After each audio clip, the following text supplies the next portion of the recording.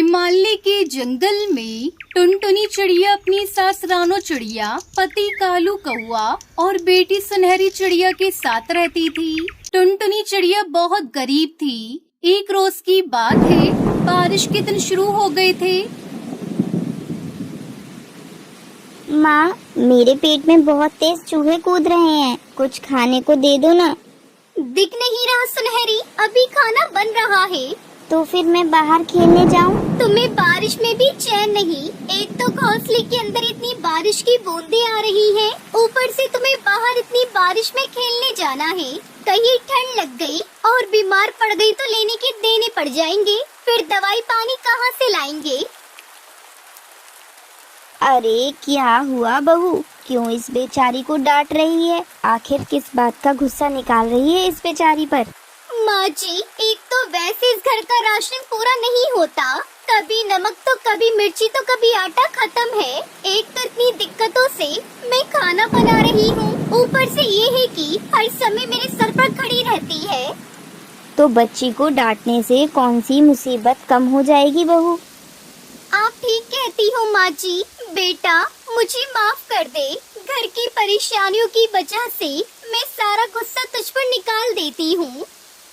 तभी कालू कौआ भी वहाँ आ जाता है। आ गए आप, आ जाइए, खाना खा लीजिए। क्या बात है जी, आपका चेहरा क्यों लटका हुआ है? टुनटुनी, मैं जिस खेत में काम करता था वो खेत तेज बारिश की वजह से खराब हो गया है और मेरी नौकरी चली गई है। ये तू क्या कह रहा है बेटा? ऐसे कैसे काम चलेगा? पता नहीं माँ, अब कल से नई नौकरी तलाश करनी पड़ेगी। ये सुनकर सब परेशान हो जाते हैं। सब आधा पेट खाना खाकर सो जाते हैं। फिर आधी रात को सुनहरी चिड़िया बारिश की वजह से सबको परेशान करने लगती है। माँ, मुझे बहुत ठंड लग रही है और मेरे ऊपर बारिश की बूंदें भी गिर रही हैं। मुझे नींद नहीं आ रही है माँ। बहू, जरा सुनहरी बिटिया को अच्छे से कंबल उड़ा दे। उड़ा तो रखा है माँ जी, लेकिन इस पुराने फटे कंबल में छेद इतने हैं कि ठंड रुकने का नाम नहीं ले रही। सब परेशान होकर जैसे तैसे सोते हैं। अगले दिन सुनहरी चिड़िया जब बाहर खेल रही होती है तो पड़ोस के पक्षी बच्चे वड़ा पाव खा रहे होते हैं। सुनहरी चिड़िया ललचाई नजरों से उनके पास जाती है। ये क्या खा रहे हो तुम लोग? इसको वड़ा पाव कहते हैं, बड़े ही स्वादिष्ट होते हैं। मेरे पापा शहर से लाए हैं। मुझे भी दो ना, मुझे भी खाने हैं। जा जा, तुम गरीबों के बस की नहीं है वड़ा पाव खाना। कबूतर उसे धक्का देकर गिरा देता है। फिर वो रोने लगती है। उसकी आवाज सुनकर उसकी माँ टुनटुनी चिड़िया बाहर आती है। क्या हुआ बेटा, तू रो क्यों रही है? माँ, मैंने गोलू से बड़ा पाव मांगा पर उसने नहीं दिया। मेरा भी बड़ा मन है खाने का। तुम मेरे लिए बनाओगी ना बड़ा पाव? हाँ हाँ, तू घर चल। अब दो ना बड़ा पाव, दो ना माँ, दे दो ना बड़ा पाव। गुस्से में टुनटुनी चिड़िया उसे थप्पड़ मार देती है। तभी टुनटुनी चिड़िया की सास रानो चिड़िया वहाँ आती है। बहू, ये क्या कर रही है? आखिर क्यों इस बच्ची को मार रही है? माँ जी, कब से ये बड़ा पाव खाने की जिद कर रही है।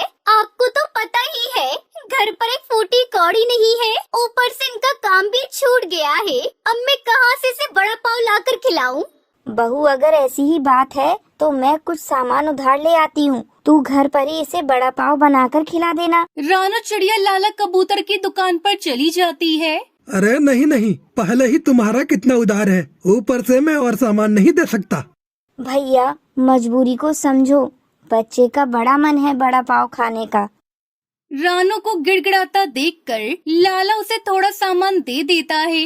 रानो वो सामान अपनी बहू को देती है। टुनटुनी चूल्हा जलाती है, जिसके बाद वो वड़ा पाव बनाने लगती है। कुछ ही देर में वड़ा पाव की खुशबू पूरे घर में फैल जाती है। फिर सबसे पहले हरी चटनी के साथ वड़ा पाव ताज़ा बन में लगाकर वो अपनी बेटी सुनहरी को देती है। वाह माँ, क्या बात है, ये तो बहुत ही स्वादिष्ट है। इसके बाद टुनटुनी ने अपनी सास और पति को भी वड़ा पाव खाने को दिए। वाह बहू वाह, तूने तो बड़े बड़े हलवाइयों को भी फेल कर दिया। सच में टुनटुनी, अगर आज तुम्हारा कोई वड़े पाव का ठेला होता ना तो तुम सबको अपने हाथों से बने वड़े पाव से पागल ही कर देती। अरे बहू, तू किस सोच में पड़ गई? माँ जी, इनकी बात सुनकर मुझे एक आइडिया आया है। क्यों ना मैं और आप मिलकर वड़ा पाव बनाने का काम शुरू करें और इन्हें जंगल में ठेला लगाकर बेचें। वाह वाह, ये तो बहुत ही अच्छा विचार है। बहू, तुम्हारा मैं आज ही जाकर लाला से और सामान उधार ले आऊंगी। हम दोनों कल से ही जंगल में वड़ा पाव बेचने चल पड़ेंगे। अगले दिन ही दोनों सास बहू वड़ा पाव बनाकर ठेले पर बेचने लगती हैं। पहले दिन उनके पास एक भी ग्राहक नहीं आता। फिर एक छोटी सी बुलबुल उनकी दुकान पर आती है। मुझे वड़ा पाव खाने हैं, मुझे भी दो ना। पहले तुम 20 रुपए दो, फिर मैं तुम्हें 2 वड़ा पाव दूंगी। लेकिन मेरे पास तो सिर्फ 1 ही रुपया है, इसी का वड़ा पाव दे दो ना। टुनटुनी को उस पर दया आ जाती है और वो उसे 1 रुपए का वड़ा पाव दे देती है। बहू, 1 रुपए में भला कौन वड़ा पाव देता है? माँ जी, उस बच्चे को देखकर मुझे अपनी सुनहरी की याद आ गई, इसलिए मैंने उसे दे दिया। वो बच्ची खुशी खुशी वहाँ से चली जाती है। उसके जाने के कुछ देर बाद ही उनके पास ग्राहकों की भीड़ लग जाती है। तभी एक बड़ी सी गाड़ी उनके पास आकर रुकती है। उसमें से ड्राइवर निकलकर बाहर आता है और उनसे 1 प्लेट वड़ा पाव कार में बैठे अपने मालिक के लिए ले जाता है। वड़ा पाव खाने के कुछ देर बाद उस कार का मालिक चील उनके पास आता है और उनसे कहता है, भाई वाह, क्या स्वाद है आपके वड़े पाव का।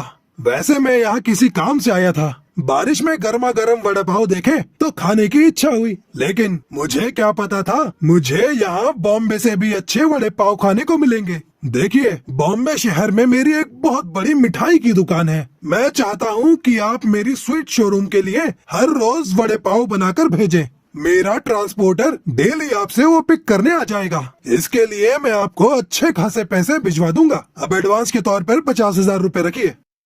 ये बात सुनकर दोनों सास बहू बहुत खुश होती हैं। उस दिन के बाद वो घर से वड़ा पाव बनाकर बॉम्बे शहर भिजवाने लगी। साथ ही कालू अपने ठेले पर टुनटुनी के बनाए हुए वड़ा पाव बेचने लगा, जिससे उन्हें अब खूब आमदनी होने लगी और वो खुशी खुशी अपना जीवन गुजारने लगे।